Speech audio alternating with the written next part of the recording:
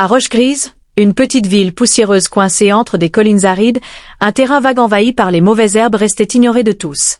Jusqu'à une nuit d'orage, où des éclairs révélèrent une palissade de métal rouillé autour du terrain.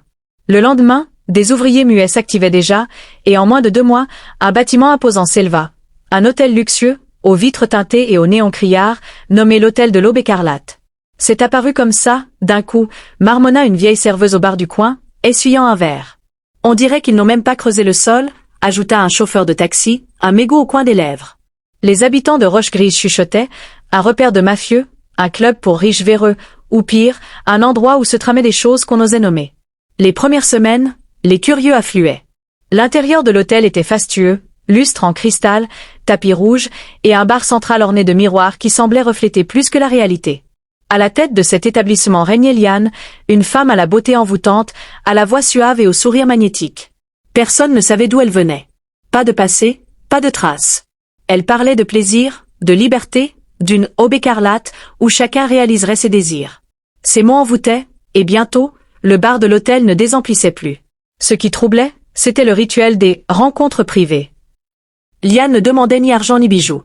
À la fin de la soirée, elle invitait certains hommes, toujours des hommes, à la rejoindre dans une suite privée au dernier étage. Ils en ressortaient hagards, les yeux brillants d'une lueur étrange, le sourire absent. Les habitués du bar murmuraient, certains jaloux, d'autres méfiants. « Qu'est-ce qu'elle leur fait là-haut » grogna un client, vidant son whisky. « C'est juste une pro, laisse tomber », répondit un autre, mais le doute s'installait. Clara, nouvelle en ville, observait tout cela avec suspicion. Elle était arrivée à Roche-Grise pour échapper à son passé de prostituée, un secret qu'elle gardait enfoui. Elle s'était fait embaucher comme chanteuse au bar de l'hôtel, espérant un nouveau départ. Sa voix rauque captivait les clients, mais elle ne pouvait ignorer les détails.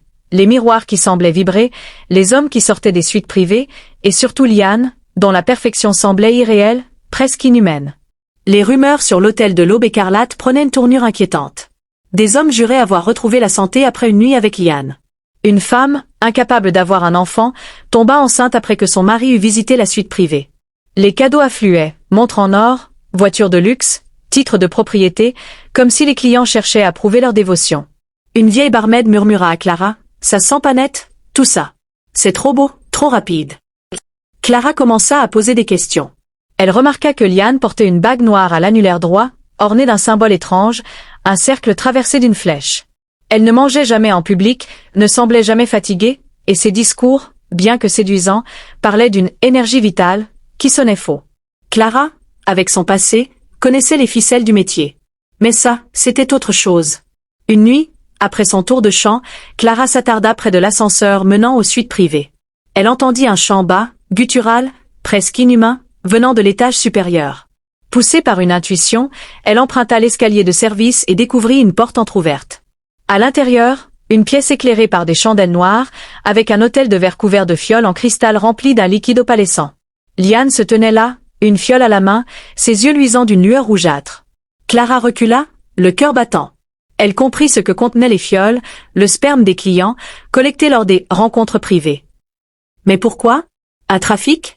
Une arnaque? Ou quelque chose de plus sombre? Dans son ancienne vie, elle avait entendu parler de rituels occultes, de fluides corporels utilisés pour lier des âmes ou invoquer des forces.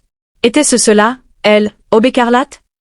Le lendemain, Clara tenta d'en parler à Samuel, un barman qui semblait mal à l'aise depuis sa propre rencontre avec Liane. « Tu sais ce qu'elle fait là-haut » demanda-t-elle.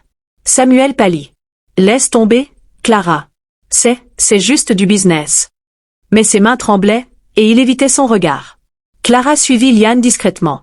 Elle remarqua que les fioles disparaissaient parfois après les soirées, emportées par une femme en manteau sombre qui arrivait dans une voiture aux vitres teintées.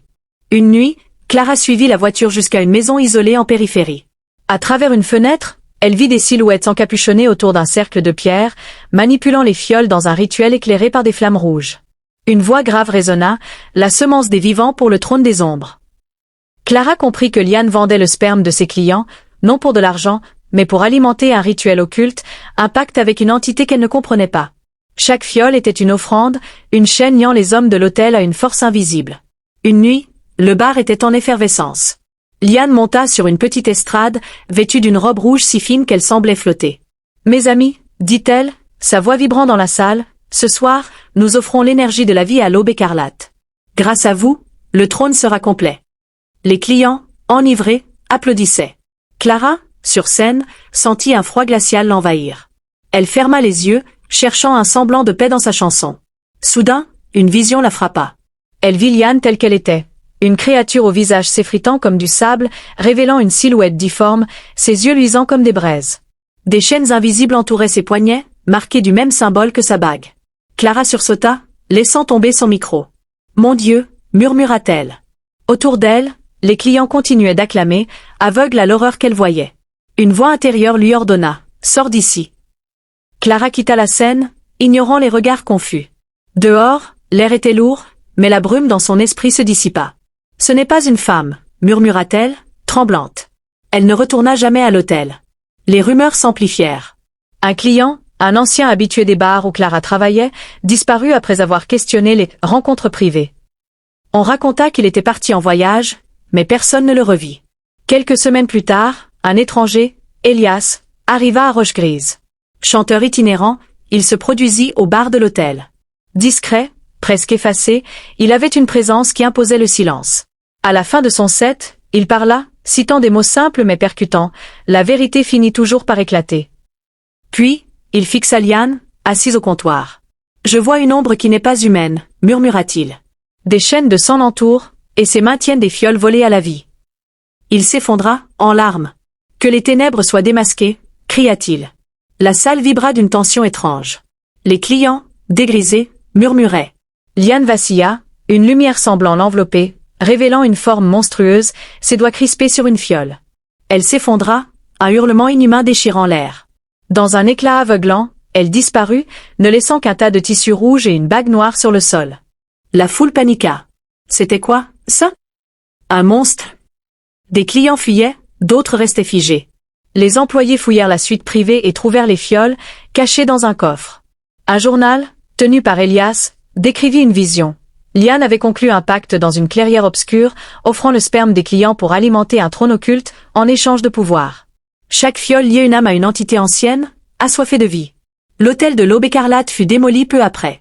Les bulldozers révélèrent un sol marqué de cercles de pierre noircie. Rien ne restait, sauf une leçon. Tout ce qui brille n'est pas pur. Quand l'homme manipule la vie pour bâtir des empires souillés, il creuse sa propre tombe et entraîne les innocents dans sa chute.